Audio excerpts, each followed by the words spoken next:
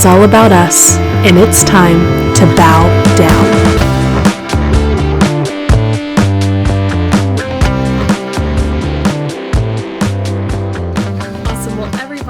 Thank you so much for joining us here today for another episode of Bow Down. Dennis and I are so excited, as always, to be here with each other, but also with you. And Dennis actually has a really cool exercise that I think we're going to try out today. So I'll just toss it right over to you, Dennis, to get us started. Reese, as always, it's such a thrill to be here. And again, how lovely you look, just so glorious and radiant. So perfect for what we're going to do today. Or at least try. We'll see. So one of the things that I've been in my own self-work and in my own understanding myself better is I'm a fan of affirmations in a sense. And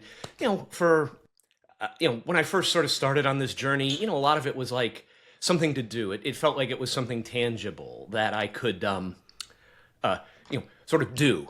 And as I matured, I guess, or as I changed, and matured sounds like I've grown up or something like that. I wouldn't say that. I hope not. But as I've developed, I guess, let's say, as I've moved along on this journey, I've come to realize for me, these statements are I just let them soak in rather than me trying to say that. I just allow them to flow over me in some senses and almost surround, just saturate me in a sense. And so I found this a very nice, meditation or affirmation, however you want to look at it. And we will, of course, put the link down below. The awesome creator's name, the name of the channel is Squeaky's Cauldron. I hope we'll put a link down for people. Please go visit her and send that beautiful creator some incredible love. Really great stuff. But what I thought was interesting, there's about 20 or so affirmations or statements, and they're typically I am type statements. And what I thought was interesting when I was listening to it for the first time is what came up for me when I heard each of these statements and responded to them and sort of repeated them to myself. Was there any friction? Was there any resistance? And it's sort of like when you have a hangnail or your fingernail is a little bit chipped and you rub it on your clothing and it catches. And to me, those are opportunities to observe, notice that, but also question it and gently, with curiosity, probe, why did I feel this way? And is this how what do I deeply believe that stops me from truly believing that this is true? And so Reese and I thought it would be interesting to do this in real time together. And I have a little bit of an advantage because I've done it already, so I know what I'm reading. But it'll be a surprise for you, Reese. And I don't know. We'll see what happens. If audience, if you're listening to this, then obviously it didn't go too badly because otherwise we wouldn't be putting, or maybe we would. Maybe that's the fun of it. I don't know. Right. But, absolutely. Before we dive in, it sounds fabulous. I just also want to encourage our listeners, if you are in a place where you can maybe ground your feet on the floor and take a moment to close your eyes, and you would like to join us for this practice and kind of reflect along with us as we debrief afterwards, I want to invite you to commune with us in this space as well. And if any stick out to you, maybe jot them down and use them for further journal prompts or reflections. These types of exercises are a really great starting point for a lot of growth. So I'll just throw that out there as well. And yeah, I'm excited to be trying this and sharing it, both, Dennis, with you and with our listeners. I don't know where we're going to go, but this sounds fun and scary and just cool. Hopefully it's authentic anyway. I can promise you that. Yeah. So, okay, so let's just take a couple of minutes to center into ourselves as well and just take a couple of deep breaths, breathing through the heart, just imagining as you breathe in, the air flowing through your heart, throwing through your limbs, coming back up, and as you breathe out, your heart pumping that out. And just take 2 more deep breaths, breathing in, again, feeling that oxygen, feeling feeling that life flowing into you. And as you breathe out, just anything, any struggles of the day, any fears, any thoughts, just let them go. Just release them. Choose to let go. And then just one more time, taking a nice deep breath, breathing in light and love and joy and happiness, letting it circulate through your body. And just breathing out peace. Okay, so let's start with a baseline. And it might seem a little bit silly, but it's almost like when you take a lie detector test, they start with some baseline questions. So how can you know how you feel if we don't do some testing? So we're going to try a couple of statements here, some true and some false, and just see what comes up for you when you say them. And so the way I'd like to do this, if this works for you, Reese, is I'm going to say the statement. I'm going to look directly into the camera. I'd like you to look directly at me as if we were in the same room. And I'm going to say the statement. I'm going to ask you to repeat the statement, and then I'm going to repeat it back to you in the second person. So, in other words, I will start with, let's say, I am a woman. You would repeat that, and then I would say, you are a woman. And we'll go through. There's about 20 or so statements, so this should only take a couple of minutes, but very curious to see what happens. So, beautiful. All right, here we go. I am a woman. I am a woman. You are a woman. Okay. I am a table. I am a table. You are a table. Now, we'll get into it now. But what did you notice a difference between saying those two statements? What came up? I mean, I laughed when I said the second one because I know how silly it is. But did you notice a difference in feeling? Yeah, absolutely. I think just right off the bat, embodiment of it, right? Not only is woman an identity that I feel very strongly, but I think also even just something human, right? As opposed to something non-conscious like a table already carries a different energy to it. And I think a piece of it probably is the identity that I identify with, that feels so strong to me. It feels resonant, I'll say.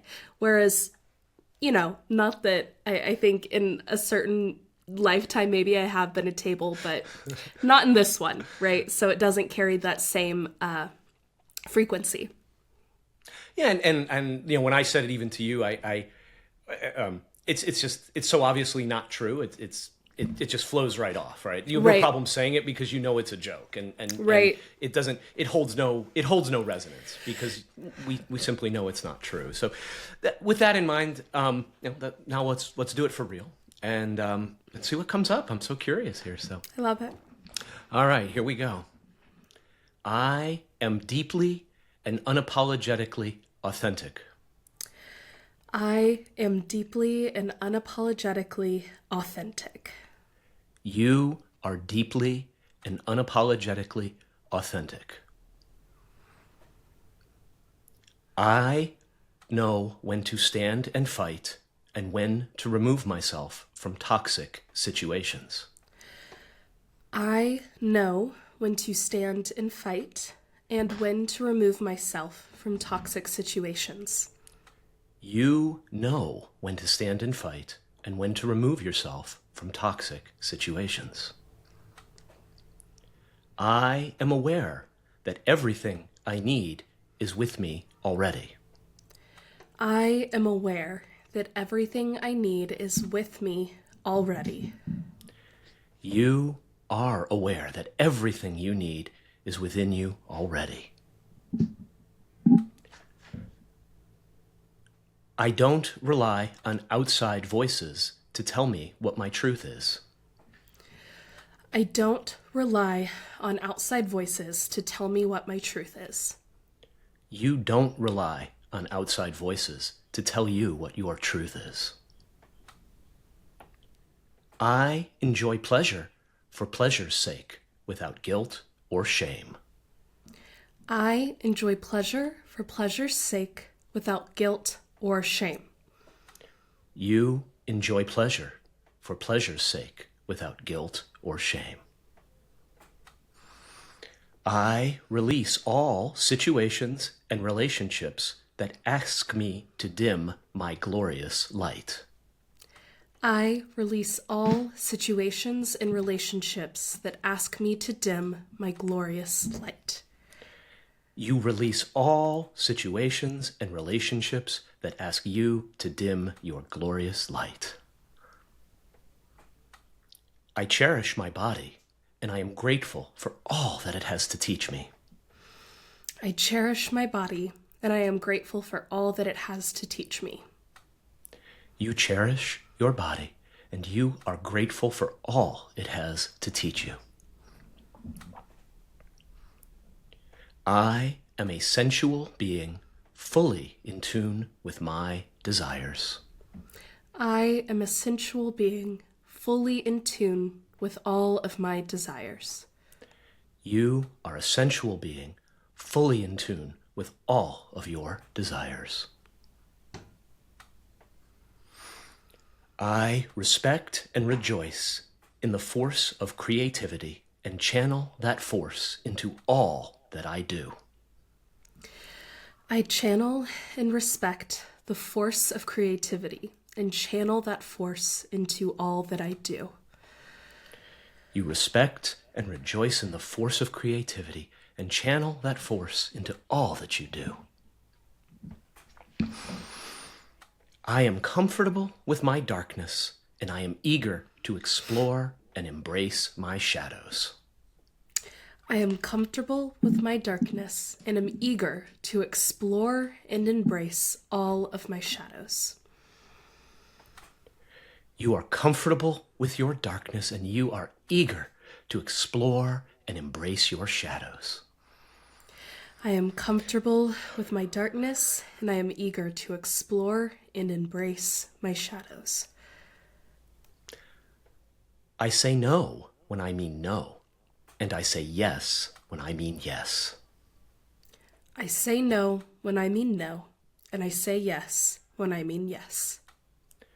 You say no when you mean no, and you say yes when you mean yes. I say no when I mean no, and I say yes when I mean yes. My words have the impact I desire. My words have the impact I desire. Your words have the impact you desire. I am a powerful force of nature. I am a powerful force of nature. You are a powerful force of nature. I am connected to my inner wisdom, and I rely on its guidance without fear. I am connected to my inner wisdom, and I rely on its guidance without fear. You are connected to your inner wisdom, and you rely on its guidance without fear. I ask for what I need in my relationships. I ask for what I need in my relationships. You ask for what you need in your relationships. I embrace my freedom, knowing that I always have a choice. I embrace my freedom, knowing that I always have a choice. You embrace your freedom, knowing that you always have a choice. I am a master at boundaries around my own behavior and how I allow myself to be treated. I am a master of boundaries around my own behavior and how I allow myself to be treated. You are a master at boundaries around your own behavior and how you allow yourself to be treated. I make my own choices and accept full responsibility for my life. I make my own choices and accept full responsibility of my life. You make your own choices and accept full responsibility for your life.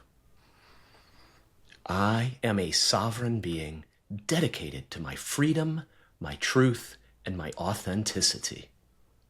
I am a sovereign being dedicated to my freedom, my truth, and my authenticity.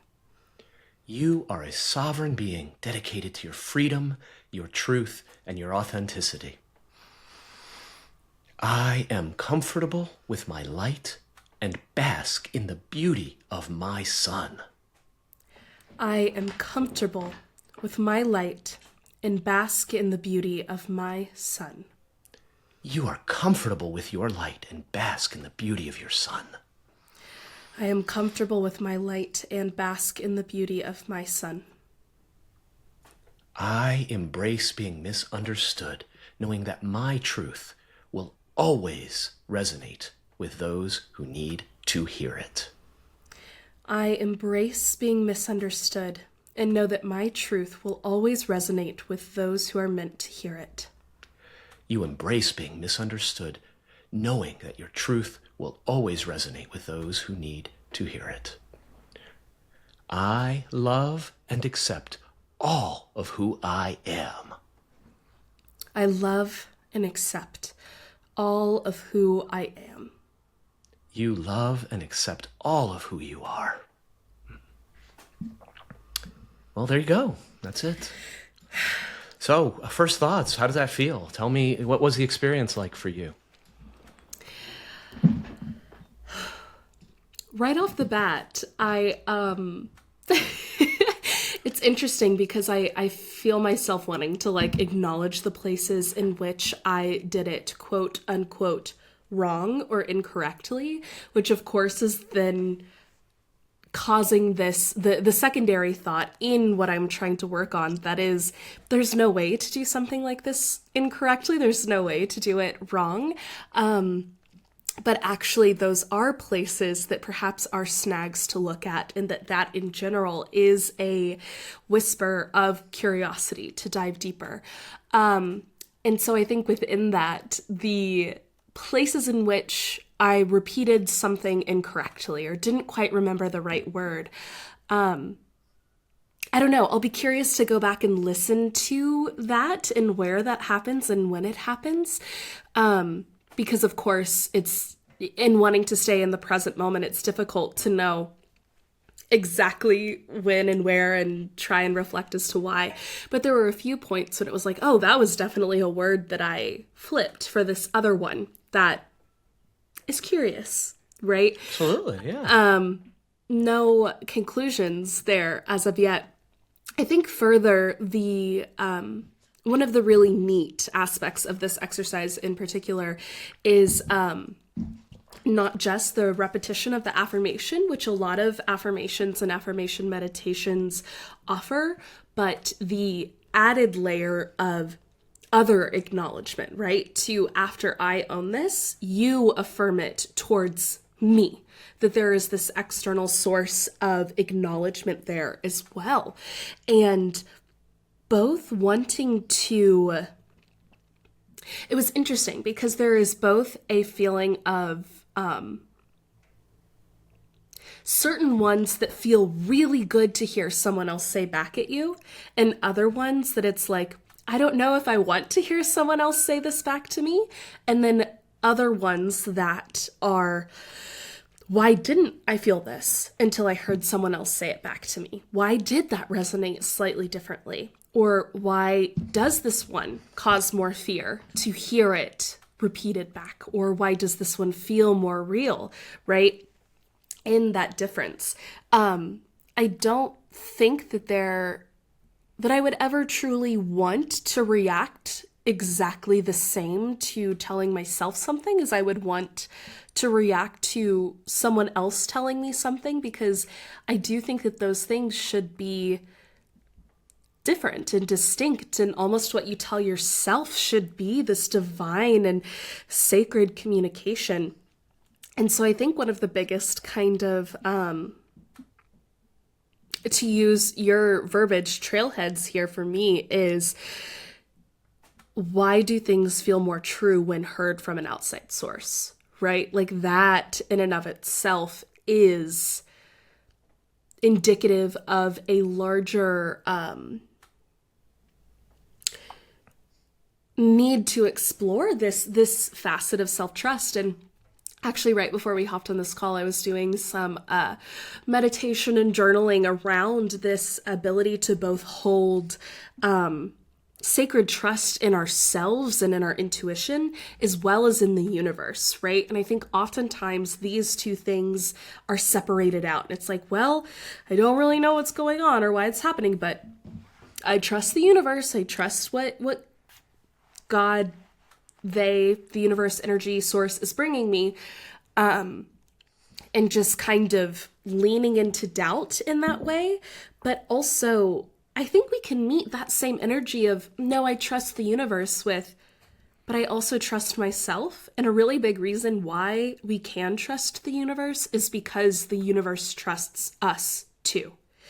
That when we have doubt in ourselves, that is inherently holding doubt in the universe and in our capacity to handle or confront or embrace different things. So yeah, this really interesting balance between the separation of self and other and what truth should and might, could, and currently is in relationship to each other. That was a whole lot of word salad. I hope that made some sort of sense.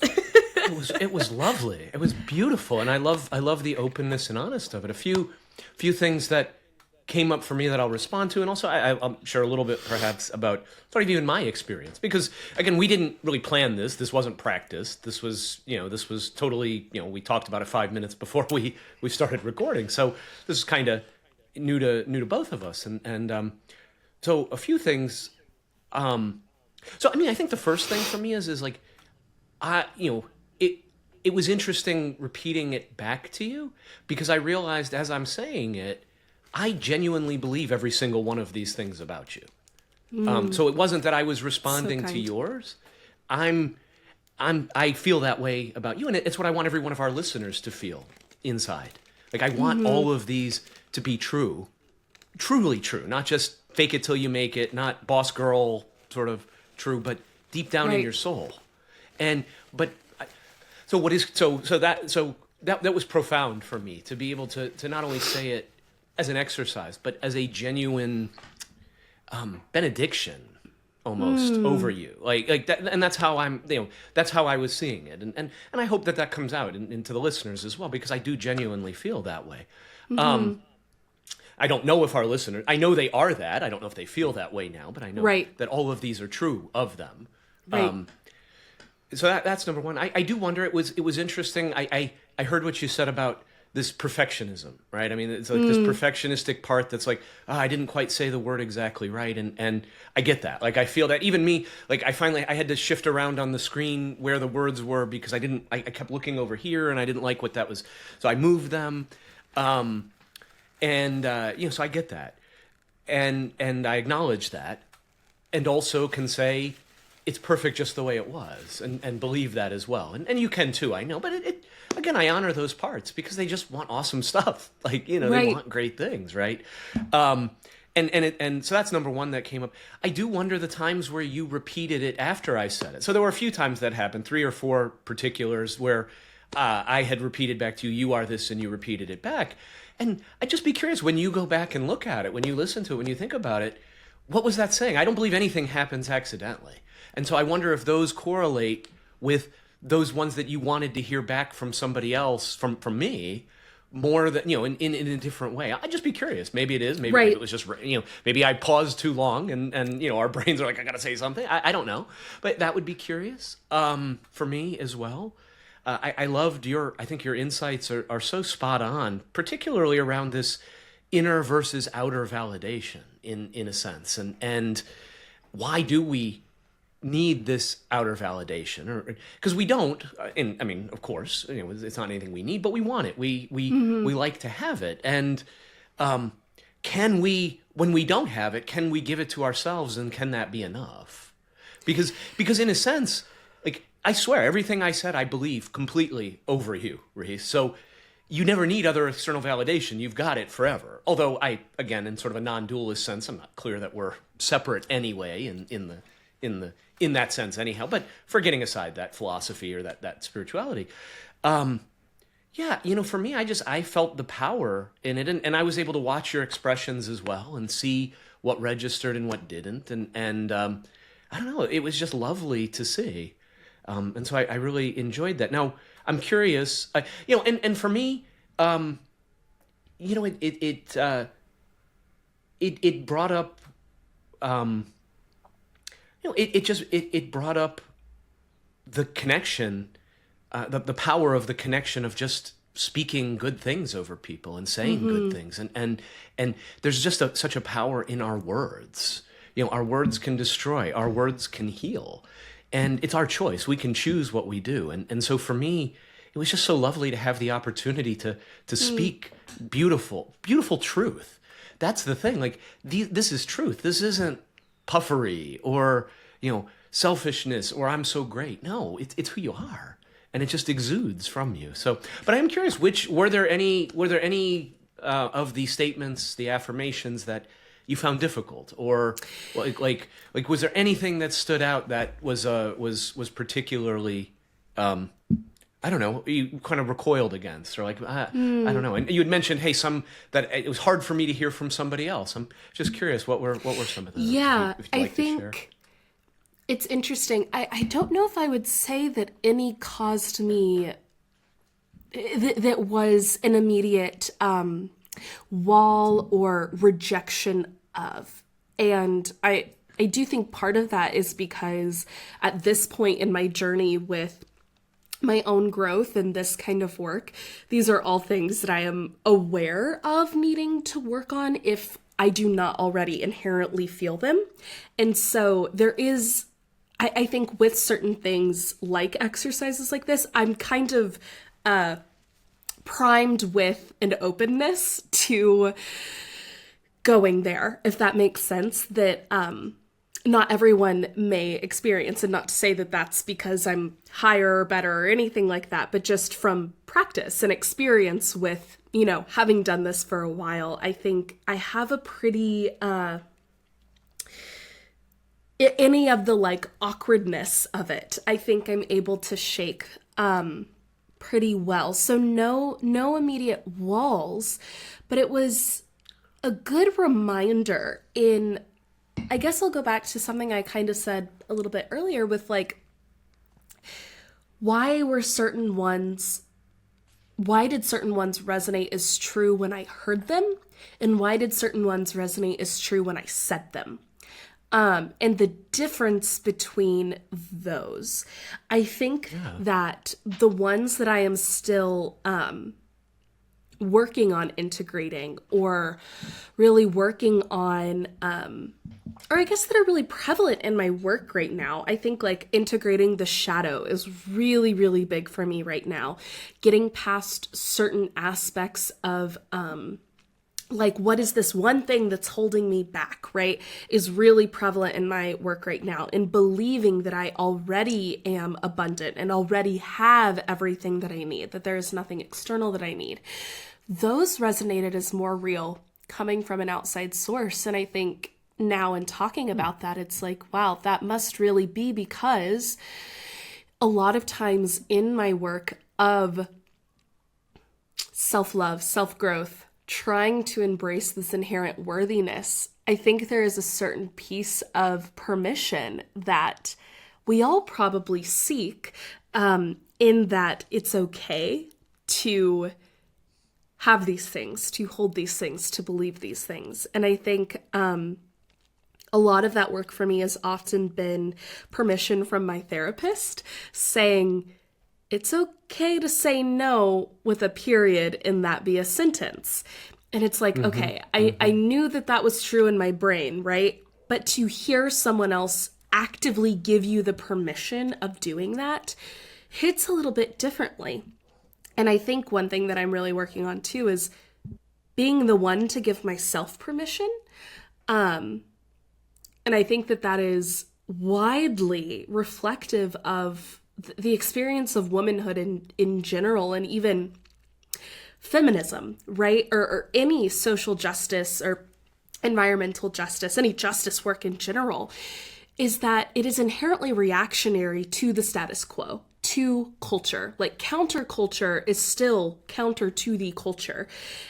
And there's this weird dichotomy that exists within that is you have to almost completely reject everything in order to start building anything else back up that isn't in response, that isn't in reaction to, that doesn't still rely upon what exists. However, is it practical to completely, like, in a bigger scale, tear down a society? No, the incremental steps towards improvement is likely, well, at least is the system we've chosen to use now, right? I don't know if we've ever really tried the complete tear down, anarchist, I suppose, style. And so I think that's the thing that's interesting for me, is that it feels very much in reaction to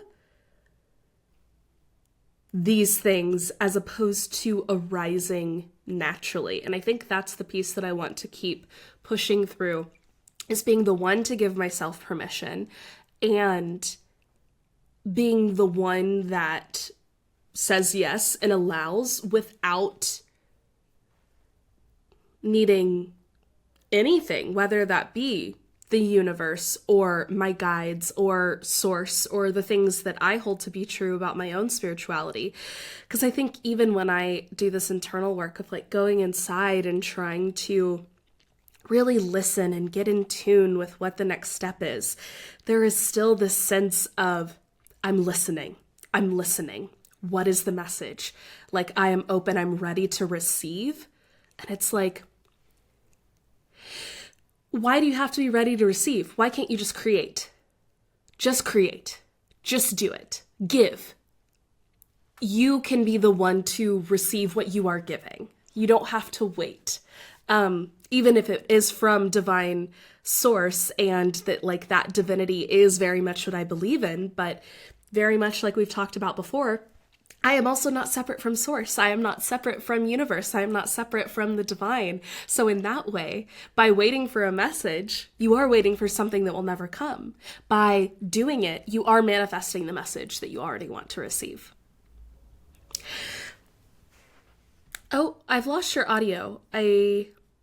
Well, yeah, I absolutely love that. I absolutely love that. My dog was barking earlier, so I muted myself for that. No, I love what you said there about, the divine. We're in the divine, but the divine is in us as well. You can't be in something and not have that thing be in you as well. So it goes both ways, and I love the idea of allowing, doing, trusting yourself, giving yourself permission to do is so powerful. And to just trust it and do it. I mean, that's kind of what we're doing here, right? It's just, all right, let's see what happens. Like, we're not planning this out. We're not trying to make this big. We think it will be big because it's real. But, and this is where we're led to. I'm curious, what is something that you find yourself having a challenge giving yourself permission to do? Is there something that comes to mind in terms of something you're waiting for permission for in your life, do you think, that's been a struggle? I think it is the things that I feel like have to come from external sources. It's like, well, this is something I can't do for myself.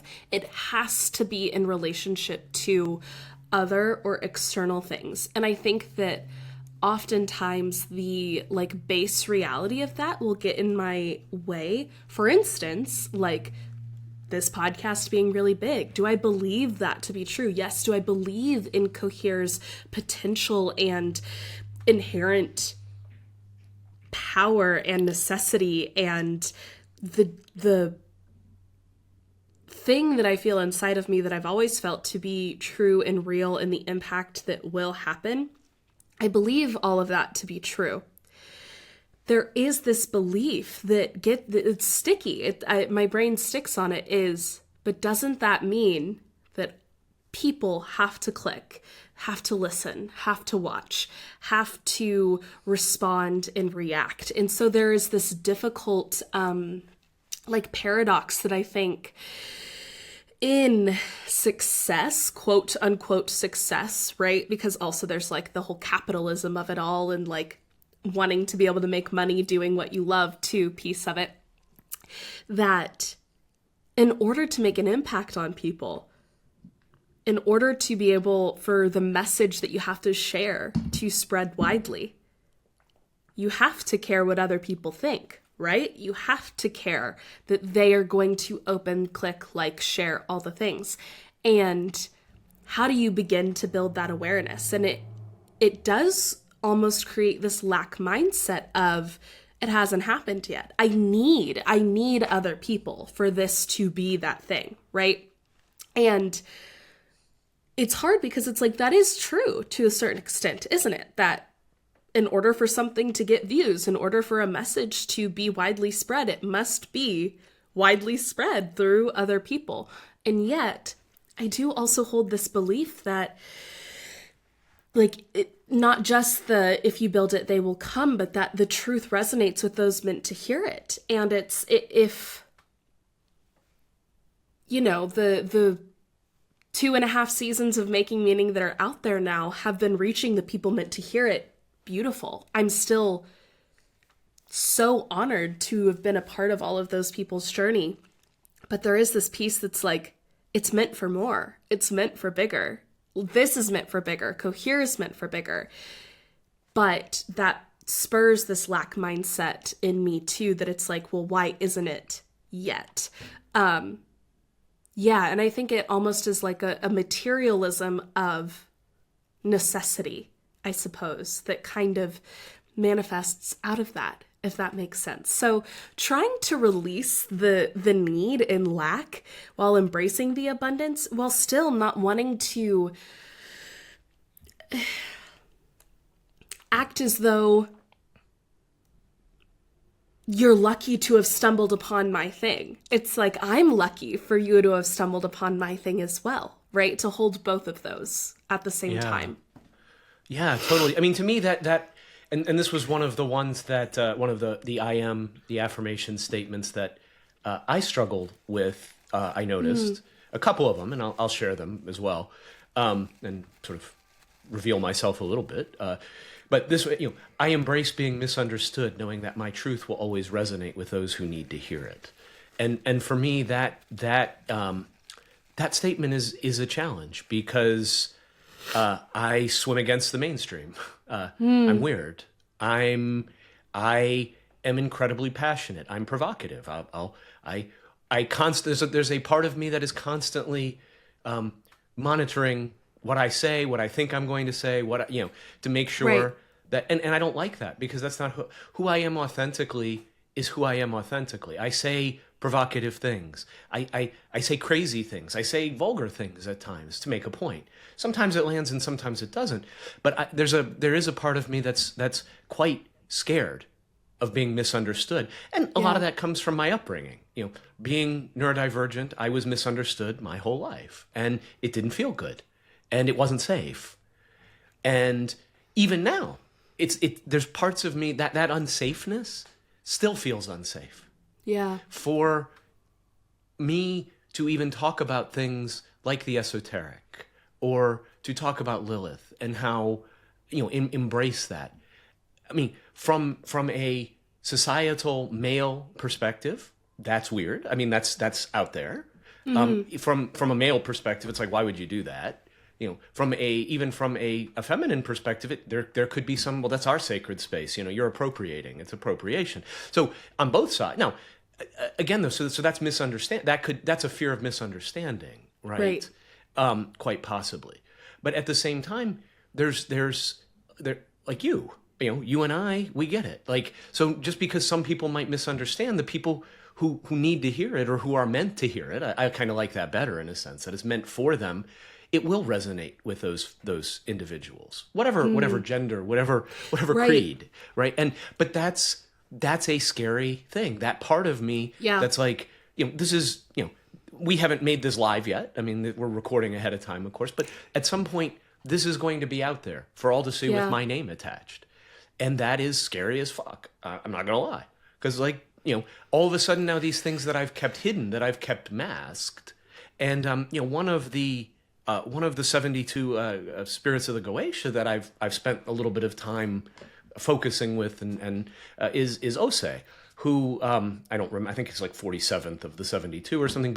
But one of his domains is masking, is basically wearing a mask, and I was so confused because actually of all the Goetic spirits, he's not really that well talked about. Like, you know, there's a lot that are like everybody loves, like, you know, that are talked about a lot, particularly in like the love space and because relationships are so important. So there's like the same 5 or 6 kind of get the same play. But and you know, when I started the work, it was like I didn't even understand why I was, you know, was pushed in this direction to some degree. But I realized it was about the masking. It was total because none of the other sort of domains or how and again, I think my belief is that, you know, any of these spirits can do anything really. It's just these are their, you know, we kind of as humans feel a need to classify things, but and again, my theology, if you call it that, is still developing. So but what I realize is that masking, and I kind of got off on a tangent there, but I've masked my whole life, and so now I'm trying to step into embracing being misunderstood. So that really resonated with me personally, because there's a lot on the line here. It's kind of like when this podcast goes live, Reese, I've crossed the Rubicon. The die is cast in a sense, because it's out there and it's always out there. Once you put something on the internet, it's there. And now that could be worrisome. I don't know what, you know, it really is sort of burning my ships. And as Cortez, you know, when he reached the New World, at least according to what I've read. So that was one. You know, I think another one for me was definitely I enjoy pleasure for pleasure's sake without guilt or shame. That really is a catch for me. And it's just, it's things, again, it's a trailhead, as you said, of something to work on. That why do I feel that way? Why do I struggle with the idea of pleasure for pleasure's sake? Where did that come from? And I know I have ideas of where it came from, and but it's something to work on because it's deeply in there. You know, and maybe there's a belief of it's wrong to receive pleasure.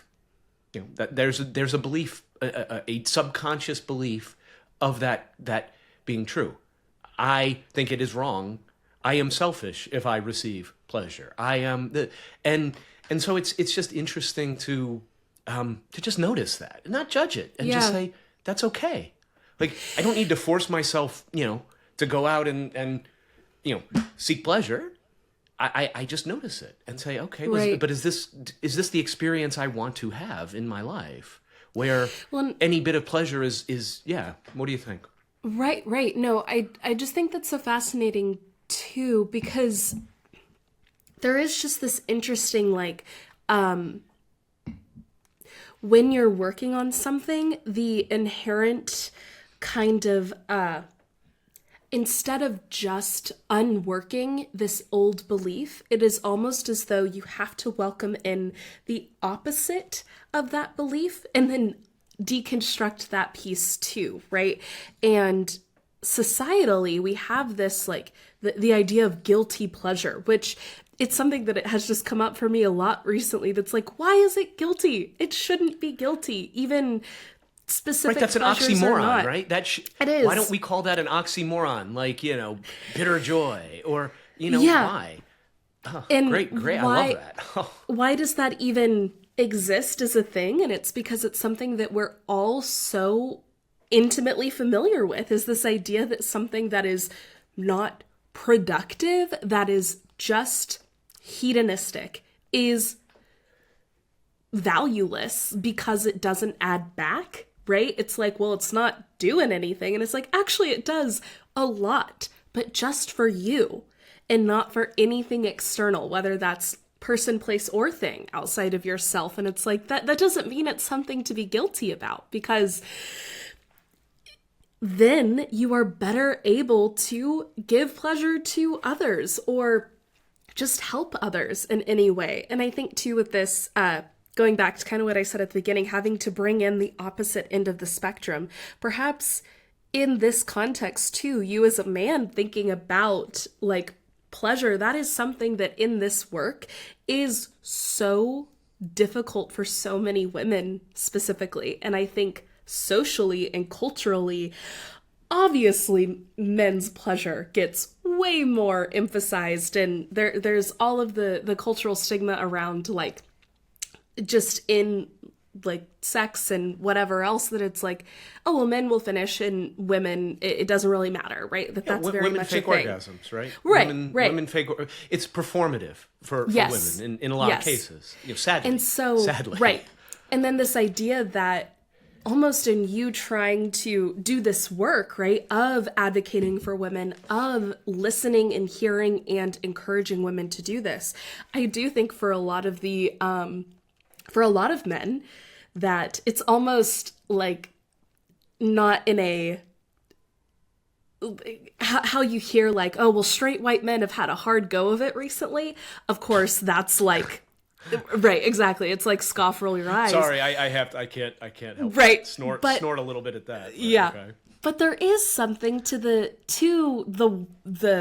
quote unquote good ones that are trying to do this work, that it's like there is guilt there, right? That I think does then almost have to be deconstructed too, in the same sense that I suppose I don't want to like project anything onto you, so I'll reframe it. Project away, Reese. Project away. I can take it. But like in my like anti-racist work, right? It's like when I was first being awakened to all of this as a white person, it's like, oh my God, I am a part of the problem. I have done all these things. Like I need to educate myself, but I also don't want to like put that work onto other people. And like, I need to do all of these things. And it's like actually in doing that, it became, I'll quote Bo Burnham, one of my favorite comedians from his latest special. He says, why do you rich fucking white people insist on seeing every socio-political problem through the myopic lens of your own self-actualization? And I think that that is just brilliant. And I realized that I was like, okay, even in not wanting to make this someone else's problem, I am inherently making anti-racist work about me and my guilt. And it's like, that's also something that I need to deconstruct and let go of so that I can then actually just be an anti-racist. And I think that as difficult as that was for me to work through, I think like same thing with like the quote unquote good ones with white people, that it's like there is this thing that is, okay, you got to bring in the opposite end of the spectrum that is guilt. But then the next step is like work past that, because that is still almost like about the culture as opposed to the counterculture. Am I making sense? Where it's like, I'm almost hearing you saying like, in wanting to like do this work as a man and really provide for women, it's impossible, or provide for women, help women, however you would want to frame it. It's impossible for you to not hold some hesitation in this way, specifically with like, well, I'm a white guy. Why do I get anything, especially pleasure? Like, it's not about me. And it's like, but also you still deserve that too. And you still like have to build that back up.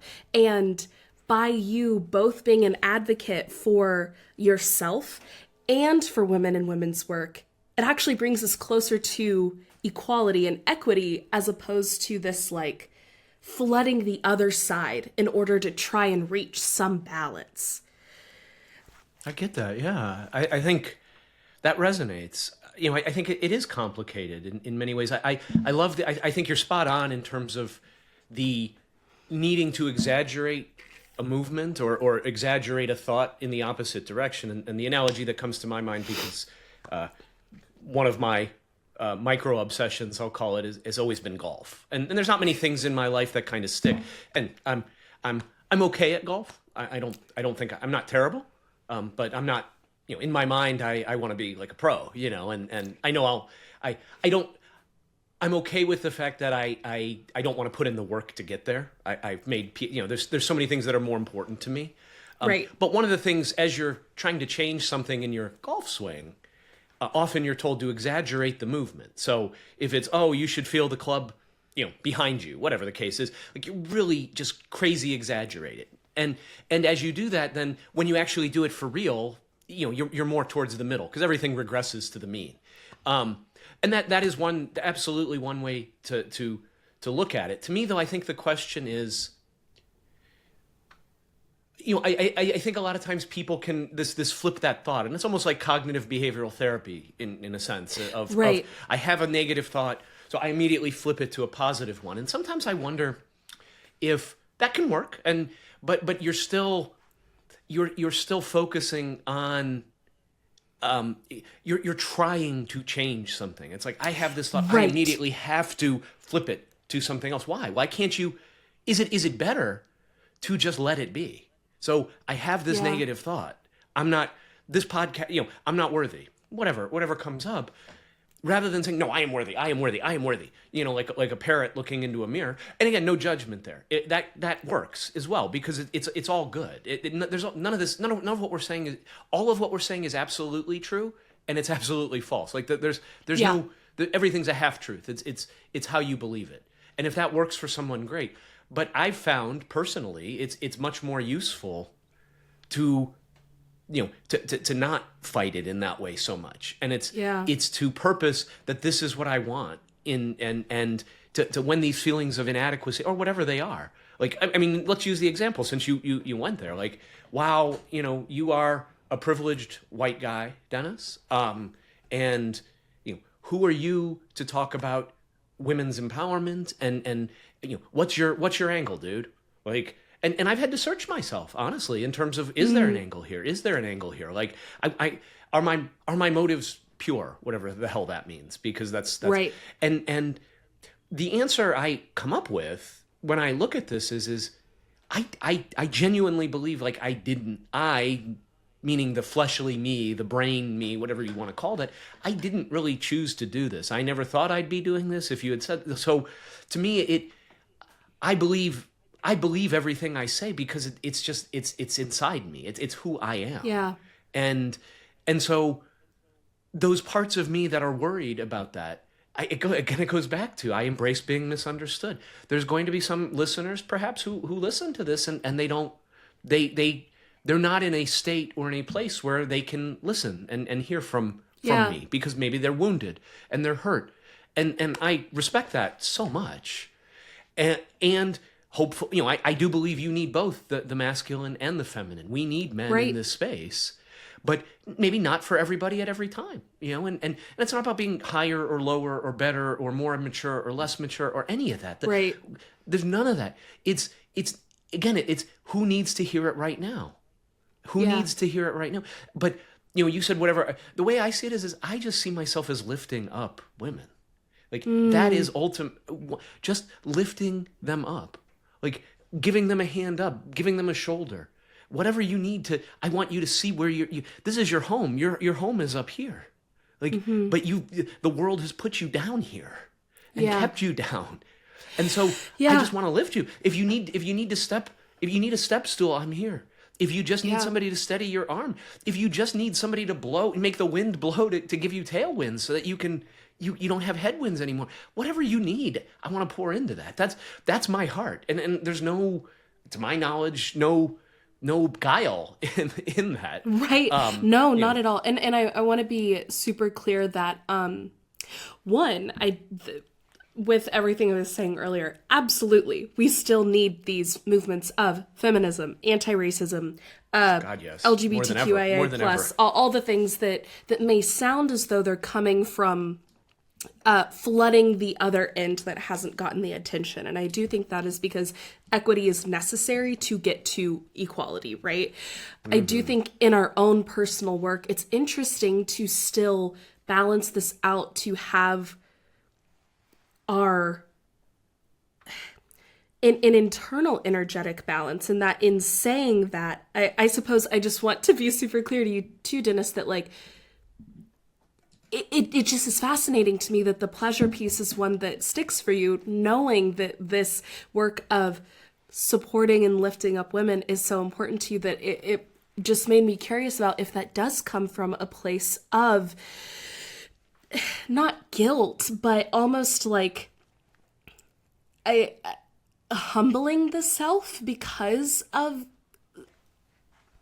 the societal culture milieu that we exist within, or if you think that that is something different, if that is more of like just your own personal work that has always kind of been a part of who you are. And I think all of us probably do have a little piece of that, but yeah, this kind of, because I know for me, that I guess I used the anti-racism analogy earlier, but yeah, that's been there. Would you categorize that as that, or as a bit of both? I don't know. I'm curious. That's a great question. And it's definitely one I would want to think about more, actually. But initially, my thought is that society itself has absolutely created, this is necessary. And, right. And it's not about guilt in that sense. Like I don't feel guilty because I know in my heart I was never, I know what my heart always has been. Right. For me, though, while it's needed, that is convenient to me. This is just something I feel in my bones. This is what I was meant to do. And I've been searching for a purpose my entire life. Like all of these people, I've heard people talk about purpose, and live a purpose-driven life, all of these other things. And I never experienced it myself. Or if I had a purpose, my purpose was just to survive another day, or to make more money, or to have a bigger house, and or to have more things. And those purposes seemed very hollow to me. Now, I don't feel guilt. I don't feel shame for having those, living that way, because I wasn't ready to walk into who I am now. I mean, that's the thing. Like, I've always felt this way. Like, I've always, and this has always been who I am. Society, in some senses, put me, or I chose to listen to the cage, and I chose to stay in the cage of smoke and mirrors that society put me in, or allowed me to walk in that door. And so, have I always lived this way in terms of, I think I've always been a very positive, affirming person, but I know, like you said, I have been part of the problem before, out of ignorance, not out of deliberate anything. But I don't feel guilty about it, because it's who I'm finally getting to be who I am. And so these conversations, like talking with you about this, gives me pleasure. Like this is pleasure almost for pleasure's sake. I don't have any guilt or shame about this. And every time I'm able to have somebody see, a client see, or just a friend see, or somebody see how magnificent they are. And really, you can see when somebody starts to believe it, how it transforms everything in their life. And I love it. I love it. I love it. And I imagine a world with just filled with women who are unapologetic about who they are. And that because they will lift everybody up. Men more than they can even imagine. But again, all of that's nice. That's very nice rhetoric, and I'm a great orator, and I know that. But the truth of it is, the God's honest truth of it is, Reese, is that I just love doing this. Like I love pouring into people to let them see who they are. I love it with every fiber of my being.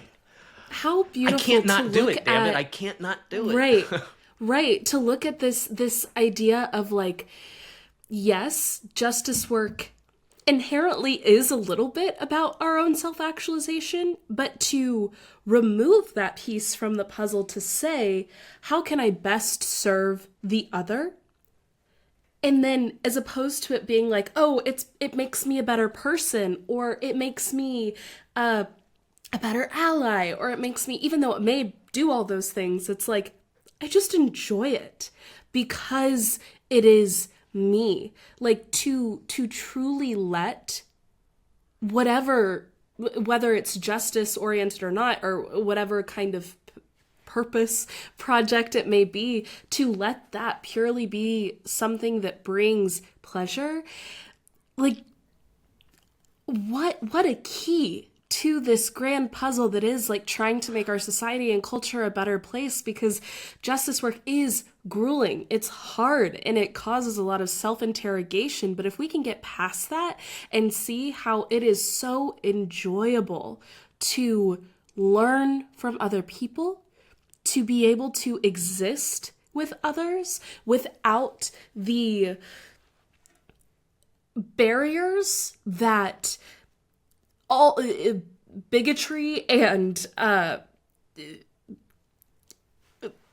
list any other word here, right? I'm like transphobia, homophobia, sexism, racism, all the things, all of those barriers, to just be with others, the joy of that, and to find joy in that, to be a part of the process, as opposed to it being about me or you. It is about us. I hope I'm not speaking out of turn, because of course I'm hyper aware of, being a white woman in now talking more broadly about justice, but I hope I'm not speaking out of turn in saying that just seems like unlocking a major piece to me of how we can make this world better and more enjoyable as we continue to move towards growth, right? Like, how can we celebrate the successes that we have had while enjoying the transformation that we are currently going through, knowing that it will continue to be a journey? Like, having all of those things. It can be tough to hold all of that, it's a lot to take in. And, as it pertains to social justice and I think you have to grow where you're planted, in a sense. So for me, while I absolutely believe in all of those things and the need for social justice and consider myself an ally, that's not my calling in terms of, hey, this is my space. This is where I'm planted. This was what was, I believe, given to me or chosen, or maybe I chose it for myself, whatever verbiage you want, and again, it depends on how you view the universe and source and where things come from. I view as everything interconnected, and I'm honored that this is what was chosen for me to choose. Again, I chose to walk into it, but why did I choose to walk into it? Maybe that's the divine spark that caused me to want to do this. But we're all in this together. And so if I can help, and so this is my piece. And could I do more? I mean, should I play in other spaces? Absolutely, I could. But that's not where I'm called to. And we have to swim in our lanes, in a sense, but also recognize that our lanes can expand as we expand. So don't keep the door open for other things is also true. And the other thing is I think in our cancel culture, right, in this world where information flies around and we have such polarizations of people, oftentimes we can be scared to put ourselves out there. And because, it is scary, right? I mean, and it goes back to that what I think we started with in some senses, like this is scary to do this, to truly be what feels right, who you are. But I just think more and more we need people who are brave enough to do it. And again, trust that our truth will resonate with those who need to hear it. Because we're coming from a place of love and of concern and of compassion and these things that, love never fails, like, period. Right. And, I may say it inelegantly. I may offend somebody by, it's certainly not intentional. And if you are offended, why? Why is there an offense? Why not? Let's talk about it and see because all of these isms come from separation, thinking that this is a zero-sum game, that, well, if this group gets what they want, somehow something is taken away from me. Right. And so that's why we lash out.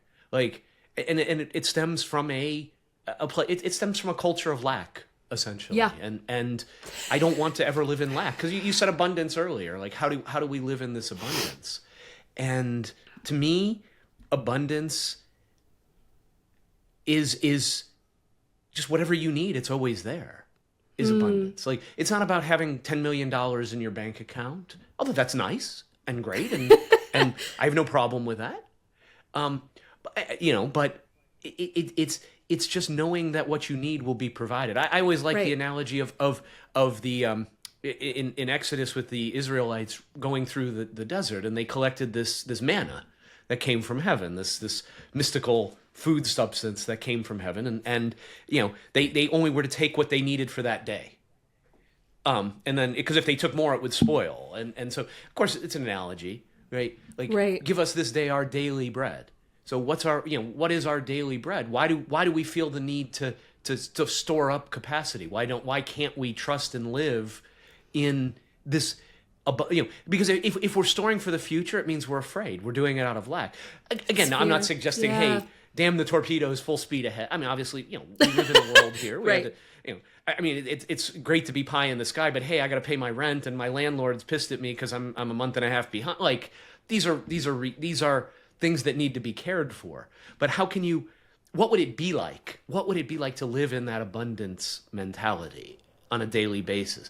What would it be like if you truly, truly thought that you were a queen? That I know you were on a trip recently. You saw the crown jewels.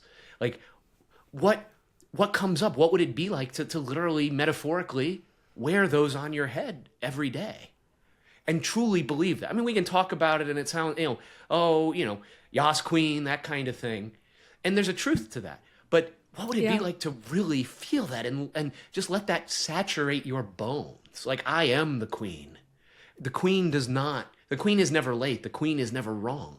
And to live that in a non-arrogant way, of course, that's the problem. People see that as arrogance, and I don't. I see it as beauty. I see it as truth. I see it as goodness, because you can't be that way and not have your heart right. I think if you truly know you're the queen, there's no reason to. And it doesn't preclude anyone else from holding that same truth, right? If anything, I believe that the people who hold that truth about themselves tend to be the most loving, open, empathetic, and compassionate people I know, are the ones who treat themselves with the truth that they are a queen. They treat the others with that same reality too. It is very much the Jesus, to the least of these you have done unto me, right? It is when you treat anyone with kindness, you are doing that to yourself, you are doing it to source. And when you believe that you are a queen, that is taking up the knowledge that everyone around you is too. Yep. And it is hopefully and you modeling. Just want them to know it. It's like you want them to know it so badly. That's the thing. It's like, it's not, oh, this is me. How great. Now I've got enough. I've got the solution, me, myself, and I. And no, that I need to lord over other people. Why? You don't need to. Yeah. You already, you have it all already in you. You are glorious. You are beautiful. You are intelligent. You are unstoppable. These are all true. True. This is just truth. And truth is beautiful. And so when I say you're a queen, I mean that. Like, it's not just, that's what I see. I see those crown jewels on your head, and on the head of everyone I see. I try to. Even when I get upset, I still try, when something triggers me. I mean, I'm not some Zen monk, where I never get triggered. I wish, it'd be nice. But even in those interactions where I am triggered, I still remind myself that the person I'm speaking to, the woman I'm speaking to, is a queen. Mm-hmm. I remind myself of that, or the man I'm speaking to is a king.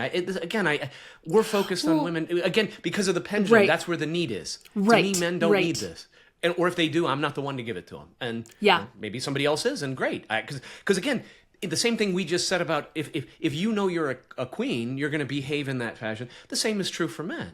If they know who they really are, they're going to treat women the way they need to be treated. Well, there's all of the things, exactly like you were saying earlier, the hoarding and hoarding of anything, money, resources, power, all of the hoarding of power that we are seeing right now is absolutely the most perfect metaphor, or not metaphor, example of hoarding power because of fear. It is all such fear-based thinking. And I think when you know that you already are, have, and will be enough, that just does not happen. That only comes from fear. And I think one thing too that I was thinking about earlier and has come back up with, like, as we're talking about this lack mindset, is how you said that this idea of things being like for you, it made you think of the affirmation that was about experiencing pleasure, and that being, good as it is, and it could be pleasure for pleasure's sake. The one that really came up for me is that everything that I need is already within me. And I just thought that was so interesting that we both had similar responses to those different affirmations, spells, whatever you want to call them. But I think that they both kind of root in this similar idea of, what if I do need something from someone else? Or what if my pleasure is not good enough? What if it does have to be about someone else, right? Or what if my pleasure is wrong? Like, you go going back to that guilty pleasure. Like, it's perverse, it's twisted, and my answer to that is that's not true. Yeah. Now, can you do things that are wicked, which just means twisted? It doesn't mean evil, which people think the word wicked means twisted, or evil or something, but it doesn't. It just means twisted. And we may do things that are unlovely. Bad things happen. Let's not sugarcoat that. People are mean. People are evil in a sense. People hurt people, damage people. Every day, every minute of every day, we're seeing that. But the fact is that there's still deep down inside what their true desires. Their desires are warped because maybe so for instance, somebody hates somebody so much that they want to kill them. Murders happen, right? Generally lovers' quarrels happen. Like, the fact is that person, I don't believe, even if they commit the murder, even if they commit this heinous act to take a life, their desire wasn't to kill that person. Their desire was simply to be free of that person, and they just could not see any other way to do it. And again, I'm not condoning murder or anything that, but I'm just saying, that is the desire for freedom wrong or guilt? Should they be guilty of that? Should that? No. Yeah. And that's also so interesting of thinking about, like you said, like a lover's quarrel. Most murders are by close family members, and it's like some desire to be free of something. But even if we expand it to like serial killers and people that aren't just crimes of passion, right? That are more crimes of deep psychological unsettlement. That's a desire for freedom too, for freedom from these desires, from these heinous things. Like, anyone who has done any research into true crime, which it's blown up recently, which is also interesting, knows that it is the idea of trying to quell perverse desires. That is what, and then define perverse, but these bad feelings and things that people have. And it's like, don't we all just want to be free of that which makes us fear ourselves? That's ultimately what it comes down to, right? We fear ourselves, and that I know we're kind of at time here, but yes. To me that leads to the last statement that I also felt something in terms of insight, and it goes just to what we're speaking, and that is I am comfortable with my light and bask in the beauty of my sun. And there's a part of me that struggles with that idea that I have that my sun is beautiful, and I don't know why. It's there's that's something to explore, and this idea that my light is beautiful, I don't know. that sort of dovetailed with what you were saying. Absolutely, because I think I may be opposite side of the same coin in that's a hard affirmation for me too, but not because it's difficult for me to bask in my light, but because of the shadow that light still casts, right? That if I am basking in light, there is always going to be a shadow behind me that I can't see. If I'm looking up at my own sun, what is behind me that I am not paying attention to? And so I think I've gotten really comfortable at only looking at the light and not the shadow, but realizing that like, not only can you not have light without darkness, but light creates darkness. The moon shines because of the sun. Like, yeah. Wow, that is so profound, Reese. Holy cow! Like, man, I wish this is we should pick this up because, and maybe we just I don't know, that was so powerful, and I would love to explore that more. But the one thing that came to me as you said it, and maybe this is a good place to sign off. I don't know, is people need shadow too. Like you said, your light casts a shadow, but a shadow is a respite in a desert. Yeah. Like, why do we think what you may think is your shadow is providing shade and life, and it could be saving literally the life of somebody else. Your shadow, and so the stronger your light, the more pure and powerful your light is, the longer shadow you're going to cast, which means you help more people. You're providing more shade and life and comfort. And this 91st Psalm, which is one of my favorites. He who dwells in the secret place of the Most High shall abide under the shadow of the Almighty. That's beautiful. That's poetic. Yeah. That is such a lovely statement, and it's the absolute perfect way to end, Queen.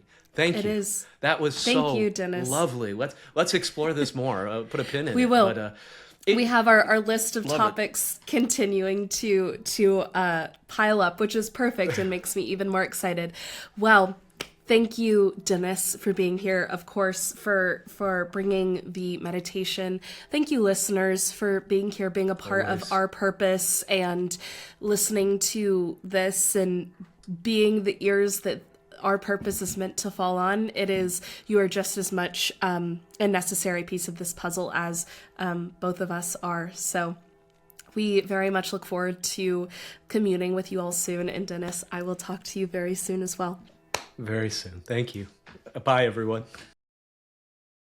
Bow Down is a weekly podcast from the Cohere Collective that explores esoteric and empowered feminism. Please subscribe to Bow Down wherever you may be listening. And if you enjoyed the episode, please leave us a like, a 5-star rating, and a review.